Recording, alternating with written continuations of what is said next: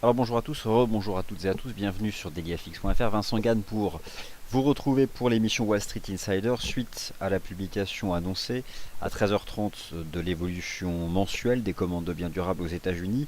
Un chiffre qui ne permet pas d'y voir plus clair ni du point de vue des fondamentaux ni du point de vue de l'analyse technique, mais nous allons quand même, comme promis, balayer les paires de devises majeures et nous concentrer sur les contrats de pétrole US Oil et Yucca Oil, tout simplement parce qu'à 15h30 sera publiée l'évolution hebdomadaire des stocks de pétrole aux États-Unis selon l'administration fédérale, non fédérale, pardon, selon l'administration privée d'information sur l'énergie américaine ou états-unienne si vous préférez.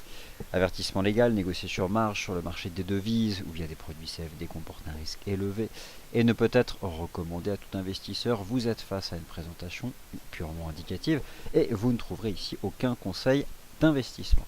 Alors bienvenue, l'idée c'est quoi? C'est que depuis la réunion de la Fed la semaine dernière, le dollar US l'était déjà, mais l'est encore plus, hyper sensible aux grands agrégats économiques traditionnels concernant l'économie américaine. Pourquoi? Parce que le dernier discours du FOMC rend plus incertain les perspectives de relèvement des taux d'intérêt aux États-Unis.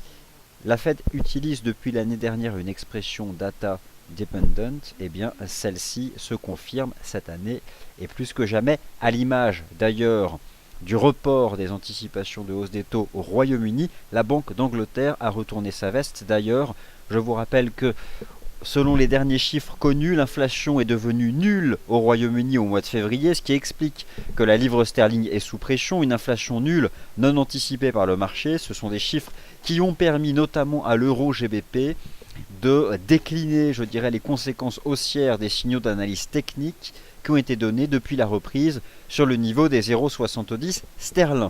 Alors, je viens de me rendre compte que j'avais oublié d'ouvrir le chat, donc possiblement je parle dans le vide. J'ai simplement lancé le partage d'écran et le partage du son. Nous sommes le 25 mars 2015, donc je vais lancer le chat du Wall Street Insider et j'espère que je ne parle pas dans le vide depuis tout à l'heure car cela serait franchement dommage. Alors un instant s'il vous plaît, nous allons revenir sur ces statistiques états-uniennes. Je lance l'émission Wall Street Insider du côté du chat. Et voilà, est-ce que parmi vous, quelqu'un peut confirmer que cela fonctionne? Donc voilà, bonjour à toutes et à tous. Impeccable. Et voilà, c'est ok, super, donc je ne parle pas dans le vide. Ok, donc, trêve de blabla, l'inflation est donc devenue nulle au Royaume-Uni en février, c'était non anticipé, c'est d'ailleurs ce que rappelle l'Office national des statistiques britanniques, une première depuis la série statistique qui est étudiée depuis 1989, voilà qui amène même certains membres du comité de politique monétaire de la Banque d'Angleterre à envisager une baisse des taux. Donc GBP est sous pression, presque 400 pips de rebond depuis les 0,70 centimes, 0,70 GBP avec un potentiel, je pense, en direction des 0,75 sterling. En ce qui concerne l'économie américaine au mois de février, pourquoi le chiffre décevant des commandes de biens durables aux États-Unis au mois de février, publié à 13h30, ne produit pas un effet résolument baissier sur la tendance du dollar américain? Sous vos yeux, les bougies japonaises ont donné 4 heures de notre indice FXM Dow Jones Dollar Index. Eh bien, tout simplement parce que lorsqu'un chiffre mensuel est publié, le chiffre du mois précédent est révisé. C'est ça la magie des statistiques, elles sont révisées régulièrement. Et au mois de janvier 2015, en première estimation, l'évolution mensuelle des commandes de biens durables était négative, et bien quelques semaines plus tard, ce chiffre est révisé positivement, puisque désormais au mois de janvier, les commandes de biens durables ont augmenté de 2% aux États-Unis.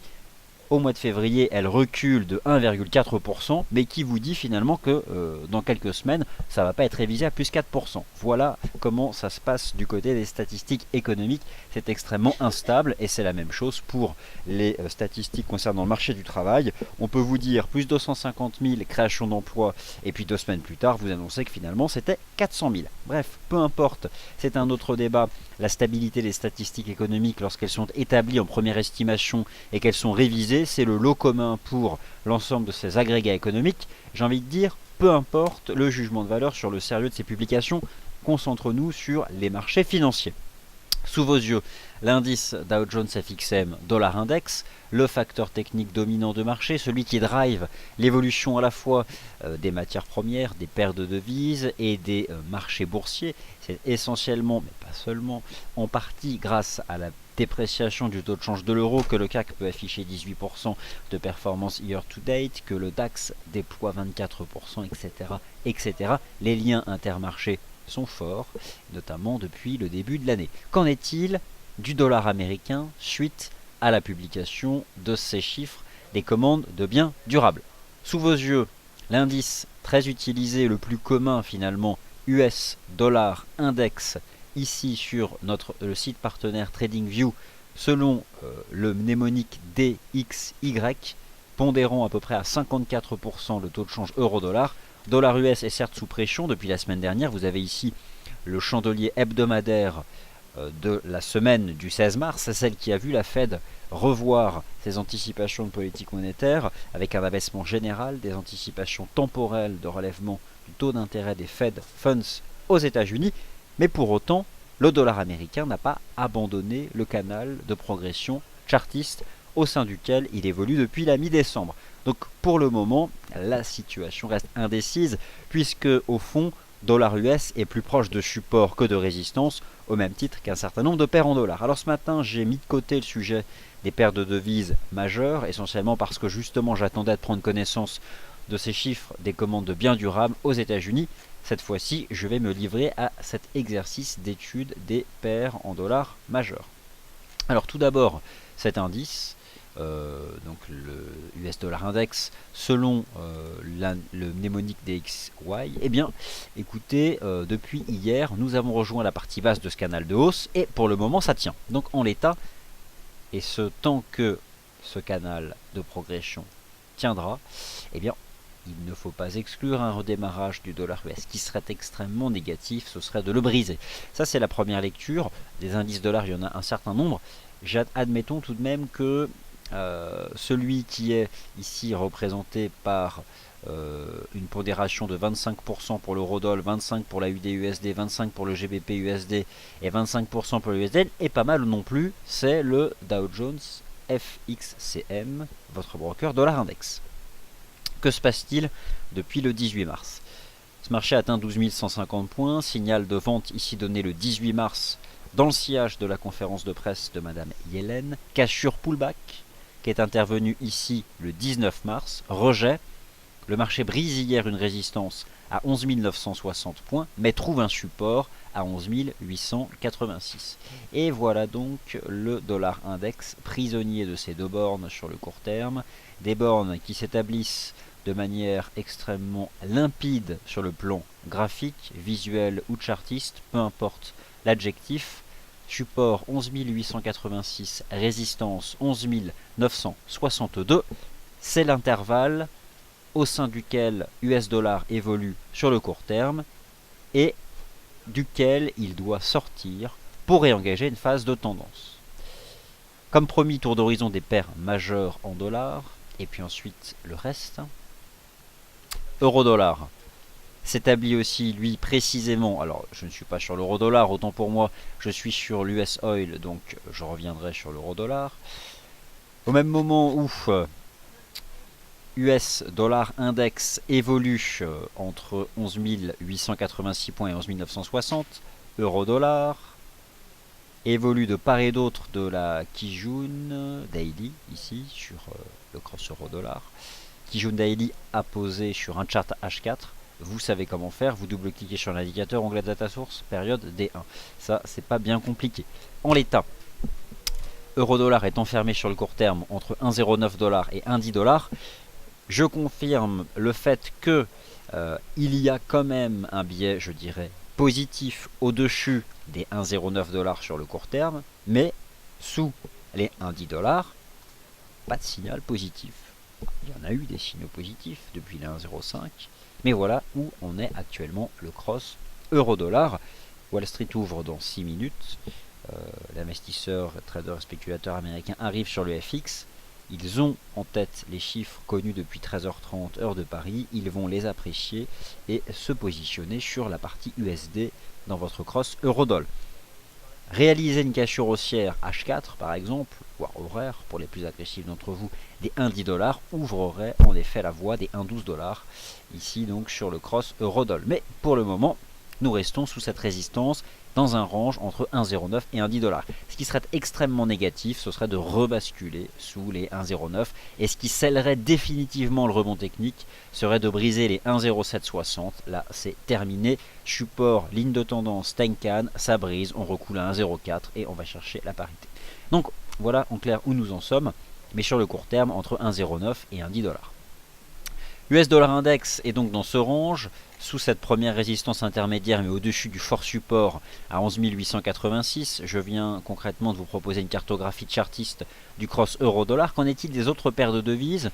Le NZD-USD présente, je dirais, une configuration un peu plus limpide, puisque lui, il a réalisé la cassure haussière des 0,76, matérialisant dans l'esprit un double bottom ici sur le niveau des 0,7071.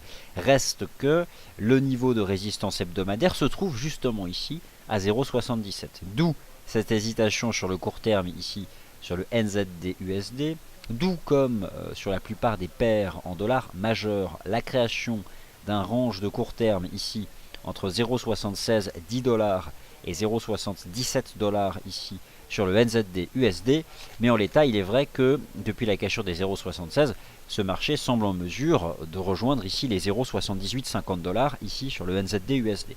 Ça fait partie des choses à suivre.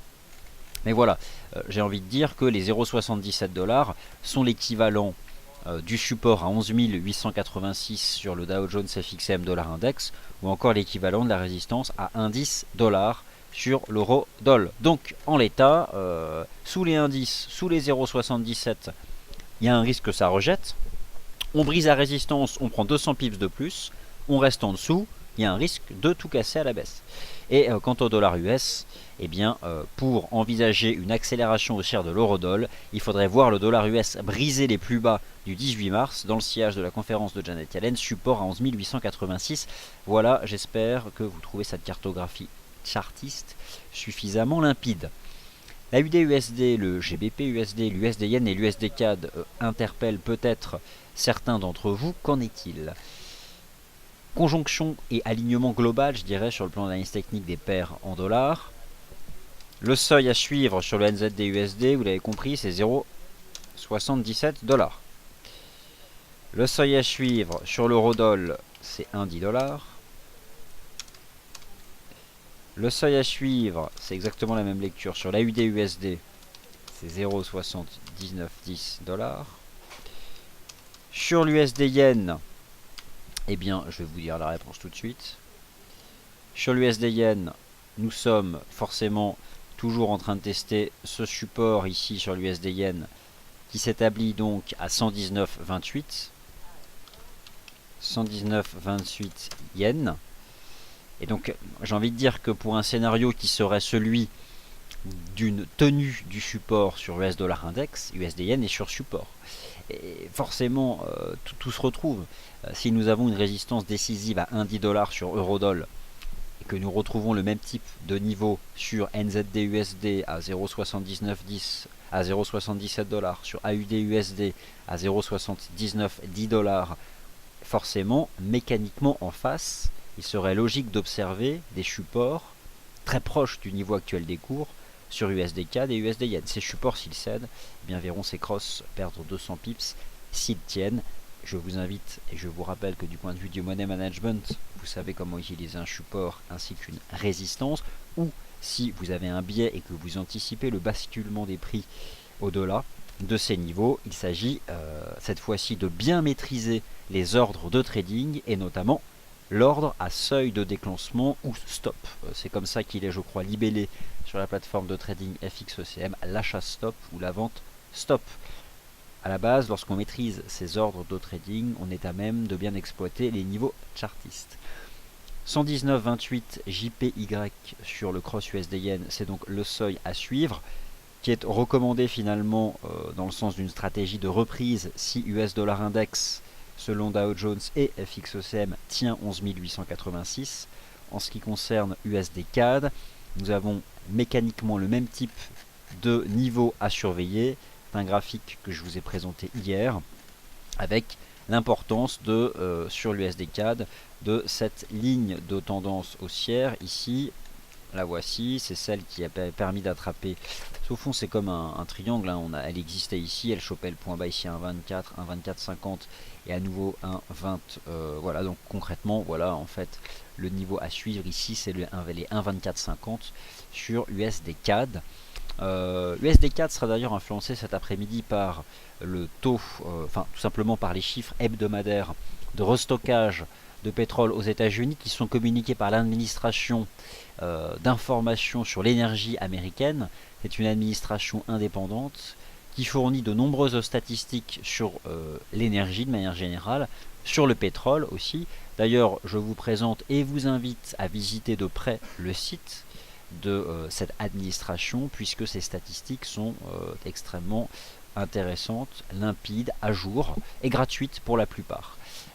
Ce qui est un peu différent avec le site de l'Agence internationale de l'énergie, où la plupart des datas sont payantes. En tout cas, vous l'avez compris, US dollar index selon FXCM, Dow Jones teste un support décisif à 11,886, 11 886 points ici, c'est notre contrat pour la différence, soit la traduction des niveaux suivants. Je vous invite donc à les noter. Indice sur Eurodoll, 0,77 sur NZD-USD, 0,7910 sur AUD-USD, 119,28 JPY sur USD Yen et 1,2450 sur USD CAD. Voici les niveaux délivrés de tête. Voilà donc pour les paires majeures, des paires de devises, il y en a d'autres. Si vous avez des questions, n'hésitez pas. En ce qui concerne les indices boursiers européens, la lecture technique que je vous ai proposée ce matin dans le morning meeting de 11 h reste active. Nous sommes dans des ranges. J'ai tenté de les définir ce matin à l'ouverture de la Bourse de Paris dans un article sur notre site internet. Un range qui a une forme chartiste assez bien précise sur le GR30. Alors ce CFD qui représente la dynamique du marché action allemand, le DAX. Alors deux écoles, le triangle symétrique, le triangle rectangle, peu importe. J'ai envie de vous dire que tant que le DAX se maintient au-dessus de la conjonction de support suivant, 11 850 points pour le niveau de chartiste horizontal, moyenne mobile simple à 20 jours pour l'indicateur de tendance, le risque est à une reprise de la tendance de fond, à savoir haussière, et en l'état, lorsque nous avons ce type de structure, nous pouvons à terme envisager une résolution haussière. Ce qui serait négatif ici sur le DAX serait de briser la moyenne mobile à 20 jours. J'ai précisé ici un certain nombre d'extensions qui seraient atteintes dans le cas d'une résolution haussière du triangle. Nous pourrions d'ailleurs considérer que c'est chose faite si le marché allemand devait franchir la résistance à 12 040 points. Ici sur le DAX, ce qui ouvrirait la voie forcément aux 12 563 points ici la semaine prochaine. Mais bon, pour le moment nous sommes dans le range. Si ce marché en sort par le bas, la cible théorique se trouve à 11 600 points. 11 500 points, pardon. Le CAC, lui, tient le petit canal que je vous ai décrit hier. Vous êtes ici, vous avez ici sous les yeux les bougies japonaises H4 sur le CFD FRA 40, FRA comme les trois premières lettres de France, le CAC 40. L'indice standard hors dividende payé aux acheteurs d'actions françaises. Premier support 5030, moyenne mobile simple à 20 jours 4982 points pour être précis, non représenté ici sur le CFD, mais faites-moi confiance, je sais où elle se situe. Et enfin, bien sûr, le support décisif à 5000 points. En l'état, nous sommes encore dans ce range et forcément, il faut que les cours en sortent pour réengager ici une phase directionnelle. Les autres marchés actions européens, j'en ai suffisamment parlé, je pense, depuis ce matin. Nous n'avons pas donc encore la réponse du côté du dollar américain. Les choses se font attendre.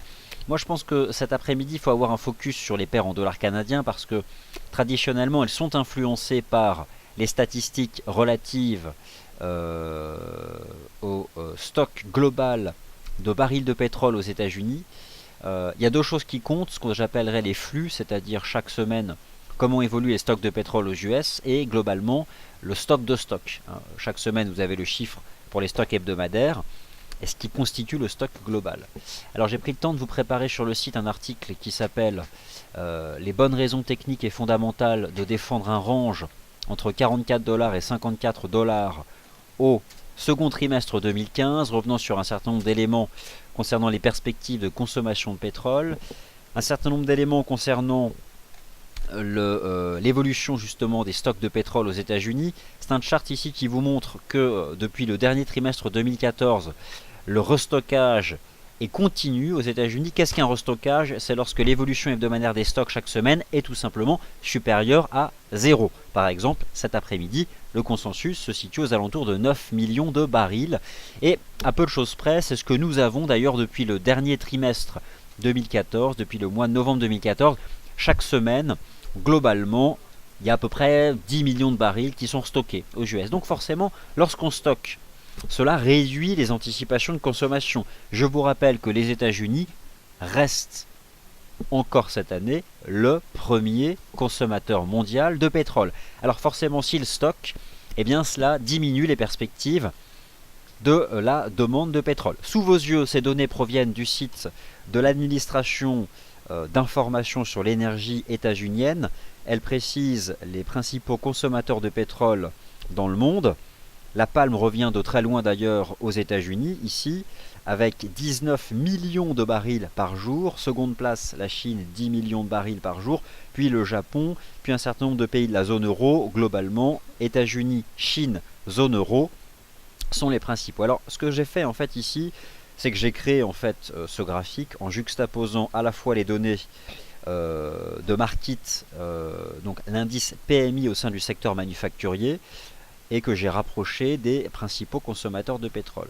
Tout cela pour vous rappeler que les perspectives de consommation en Chine tendent à diminuer, alors qu'aux États-Unis et au sein de la zone euro, elles restent globalement solides. Et au final, ces données se neutralisent, ce qui fait que nous avons globalement un pétrole neutre. Une neutralité d'ailleurs qui est bien illustrée par l'analyse technique avec un range de long terme qui s'établit sur le brut US entre 44 $ et 54 $. Alors, justement, ce contrat ici sera impacté cet après-midi par l'évolution hebdomadaire des stocks de pétrole aux États-Unis. Vous retrouvez ici ce fameux pivot de long terme qui s'établit sur le niveau de prix des 44 $. Donc ça fait partie des choses à suivre.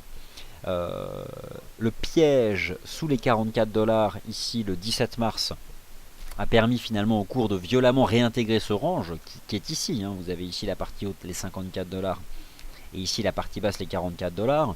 Vous avez la moyenne mobile simple à 20 jours ici qui est apposée sur un graphique intraday mettant en avant les bougies japonaises en données 4 heures. Les stocks, les chiffres des commandes de biens durables ont quand même globalement tendance à soutenir le dollar US ici sur le court terme, même si c'est pas significatif. Je suis finalement en train de me dire que le marché attend vraiment le prochain rapport NFP. Le rapport NFP, c'est le vendredi 3 avril, c'est la semaine prochaine. Et ce rapport NFP, il a intérêt à être solide. Alors d'ailleurs, on peut d'ores et déjà, qu'est-ce qu'anticipe le marché pour le 3 mars? Le marché est globalement confiant. Il envisagerait pas moins de 250 000 créations d'emplois au mois de mars aux États-Unis, avec un taux de chômage stable à 5,5%. Le marché est optimiste concernant l'évolution du marché du travail au mois de mars, suite à des chiffres extrêmement solides, rappelez-vous, au mois de février. C'est de nature à tout moment à relancer la tendance haussière du dollar US, et ce, tant que le niveau des 11 886 points tiendra. C'est finalement ça, je pense, qu'il faut privilégier, ce niveau de support, car s'il cède, c'est la fin. S'il tient, dollar US réengage sa tendance de fond.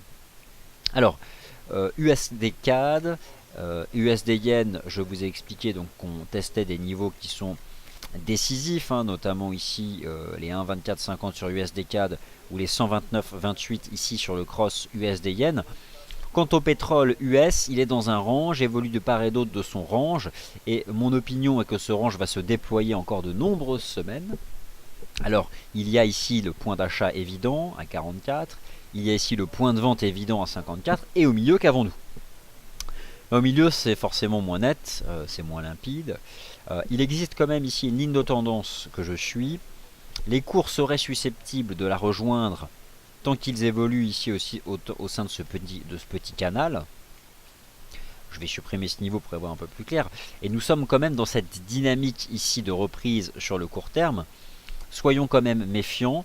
Ce qui pourrait permettre au CFD US Oil de rejoindre les 50 $, serait de voir cet après-midi des chiffres de restockage inférieurs aux attentes. Le marché envisage un restockage de 8 800 000 barils. Bon, il faudrait que, voilà, si nous avons des chiffres en deçà, de manière générale, un restockage des chiffres positifs, ça crée de la pression sur le prix du pétrole. Mais le marché se positionne toujours par rapport à ses attentes parce que le marché est toujours dans l'anticipation. D'où l'intérêt finalement d'avoir conscience et connaissance de ces consensus de marché. Alors si vous avez des questions un peu plus précises sur l'US Oil, n'hésitez pas. L'or et l'argent. On va commencer par le XAG USD. Le XAG USD évolue aussi dans un range. Assez net d'ailleurs, entre 15,32 et 18,46. Il rebondit d'ailleurs depuis quelques semaines, depuis la semaine dernière notamment dans la partie basse du range, après avoir tenu ici les 15,30 $, réalisé une cassure haussière de cette oblique. Nous avions d'ailleurs dans l'esprit, plus que dans l'esprit d'ailleurs, il y avait cette forme de compression ici qui s'apparente à un wedge ici sur le XAG USD. On a depuis une jambe de hausse importante. J'envisageais à ce moment-là le ralliement des 17,30 $. Nous sommes à 17,07. Nous nous en approchons donc. Mais voilà. Et donc j'ai envie de dire que sur le court terme, pour l'instant, c'est un mouvement qui peut se poursuivre. Les 17,30 sont ici. Premier support à 16,85. Sauf que, bon, en l'état, je vais jeter juste un œil sur le XAU USD qui lui aussi a plutôt affiché quelque chose de sympathique. Je commence à être mal à l'aise par rapport au niveau actuel des cours. Je vais juste basculer sur le D1 pour voir ce que cela donne. Bon, du côté du RSI D1, ça semble pouvoir prolonger. Depuis le début de l'année, les métaux précieux, c'est des oscillations, comme vraiment l'oscillateur.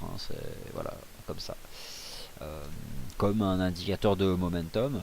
Alors, en effet, si l'once d'or parvient, je dirais, à déborder les 1200 $, cela ouvre davantage de potentiel de reprise. 17,30 sur le XAG USD, ça me paraît crédible. L'once d'or, il teste ces fameux 1200 $. C'est un niveau à suivre. Et je pense que nous pourrions prolonger jusqu'à 1206, 1207, qui est cette ancienne ligne de tendance. Tout comme l'argent peut rejoindre les 17,30. Attention parce que là on est revenu en fait au niveau du point de décrochage du 6 mars. À quoi ça correspond ici ce point de décrochage du 6 mars sur l'argent, sur le XAU USD? C'est le rapport NFP solide. J'imagine finalement que nous pourrions avoir un USD globalement flat.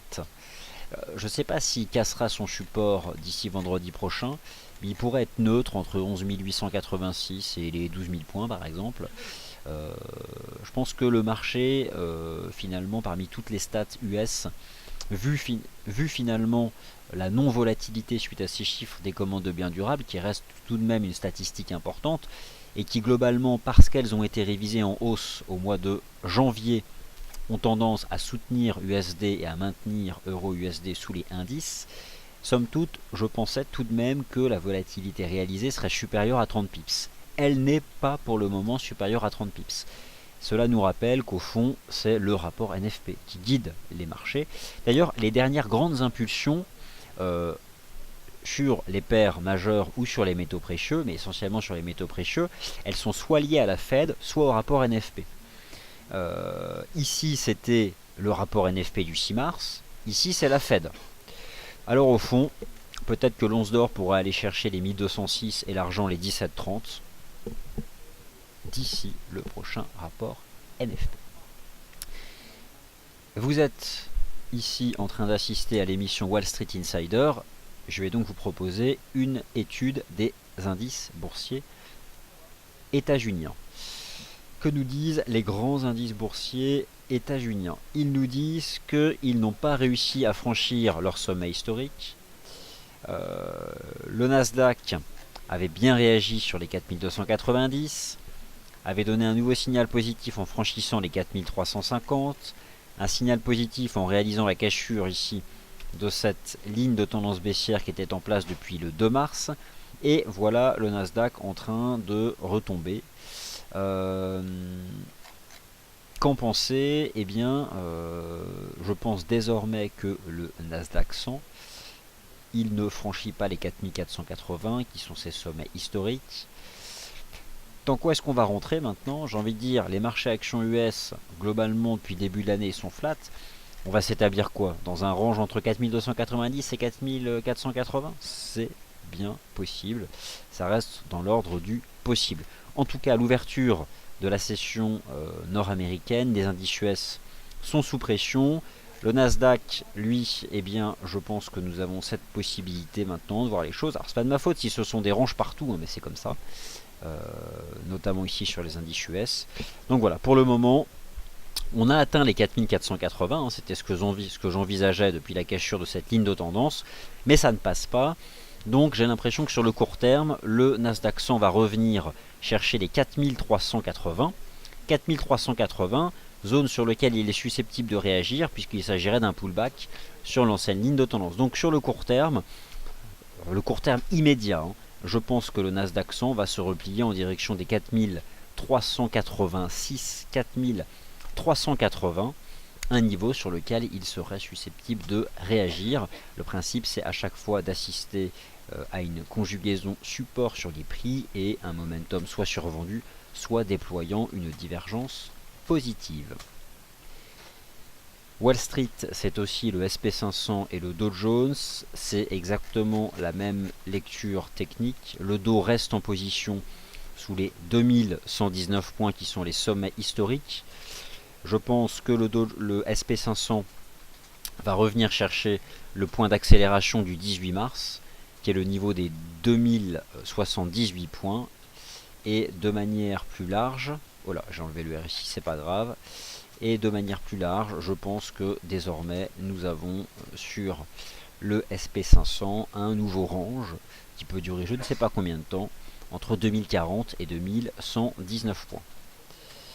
Et j'imagine que ce type de lecture technique doit se retrouver sur l'indice Dow Jones. Je n'utilise ici que des charts en données 4 heures, mais c'est globalement la même chose avec un Dow Jones qui cette fois-ci déploie un range entre 17 620 points et 18 280, les sommets historiques. Cela rappelle que pour aller plus haut, il faut toujours franchir des résistances, ce qu'a d'ailleurs fait l'IBEX la semaine dernière en dépassant ces sommets de l'année 2014. Ce qui aurait été positif pour les indices US aurait été de s'affranchir des sommets historiques. Pour le moment, ça ne passe pas. Alors, par contre, l'IBEX, lui, je vous invite clairement à chercher à exploiter un éventuel pullback. Je pense qu'il est peut-être trop ambitieux d'envisager un pullback sur les précédents tops de 2014 à 11 242 points. Le premier support est à 11 364 et probablement qu'il existe une zone d'intérêt pour une stratégie d'achat comprise entre 11 240 et 11 360. Et là, franchement, si vous avez une incursion de l'IBEX, ici représentée par le CFD ESP35, c'est la bourse d'Espagne, marché action de Madrid, ici, et un niveau technique qui m'intéresse. De la même façon que les 6950 points sur la bourse de Londres m'intéressent ici sur le FTSE 600. Donc, en l'état, suite à la publication des commandes de biens durables, le dollar américain tient pour l'instant son support à 11 886. L'euro-dollar reste couvert par la résistance des 1,10 $. USD CAD reste soutenu par le support des 1,2450. L'USD Yen reste soutenu par le support qui s'établit à 119,25 yens. Et ensuite, lequel m'échappe, c'était le NZD USD entre 0,76 et 0,77. Alors méfiez-vous parce que sur le NZD USD, 0,77 c'est le niveau weekly. 0,76 c'était le niveau un peu d'accélération ici. Entre 0,76 et 0,77, je dirais que sur le NZD USD tout est ouvert. Le câble GBP USD, je conserve une vue négative sous les 1,50 $. Et le AUD USD, c'est sous les 0,7910. Première résistance à 0,7910. Qu'il existe la possibilité de voir l'AUD USD échouer. Voilà, alors je vais maintenant répondre à vos questions et puis vous abandonner puisque je dois basculer sur d'autres tâches. Alors Yann, question sur Eurodoll.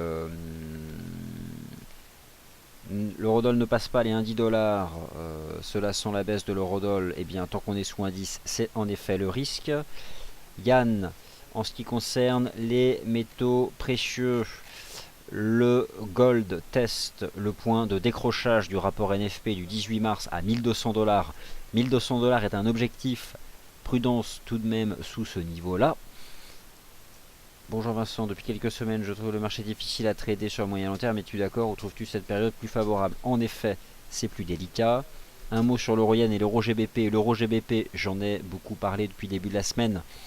Et je pense que l'euro GBP peut encore... Alors, l'euro GBP a donné des signaux positifs depuis les 0,70 et un double creux ici. Un nouveau signal positif à la cassure des 0,7285 qui a permis d'attraper encore 70 pips de plus. J'envisageais à ce moment-là la capacité de rejoindre les 0,7450 sterling. Est-ce encore possible? J'ai envie de dire oui. Et ce, tant que le marché se maintient au-dessus des 0,7280. Et d'une certaine façon, 0,7280 pourrait être considéré comme le premier support. Euro-yen, qu'en est-il de l'euro-yen? Eh bien, l'euro-yen,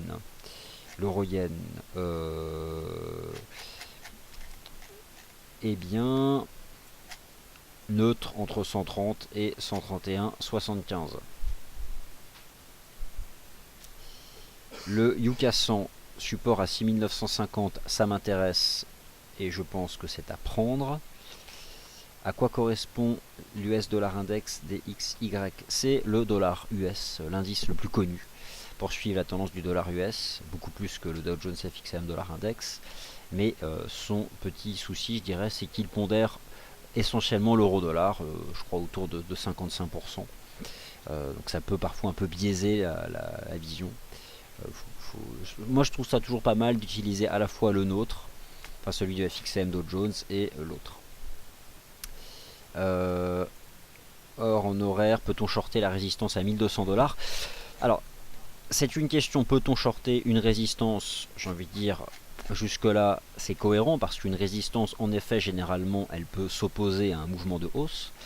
Reste à savoir si elle est suffisamment solide. En tout cas, ce qui est certain, c'est qu'elle permet d'optimiser un certain money management. Et disons que c'est en effet une résistance, pourquoi pas. Mais il serait peut-être plus prudent d'attendre de donner un signal négatif. Ce qui serait négatif sur l'once d'or et qui vraiment donnerait le point de départ d'un redémarrage de la baisse. Je pense qu'il s'agirait d'une cassure des 1185. Si on brisait les 1185, il faudrait se méfier. Mais bon, au-dessus, pour l'instant, ça reste en reprise. Mais bon, pourquoi pas, stop proche. Mais vraiment confirmé en brisant les 1185. Alors, voilà, le point de marché s'arrête là. J'ai répondu à l'essentiel de vos questions. J'ai tenté de couvrir les paires en dollars majeurs. Ce matin, j'ai couvert d'autres actifs. Ce soir, au webinaire à 18 h, Les stocks de pétrole, on va les suivre lorsqu'ils seront publiés à 15h30. Merci de votre attention. Demain, Good Morning CAC 40, 9h15. Morning meeting comme d'habitude. Le Wall Street Insider. Soignez votre money management et à demain.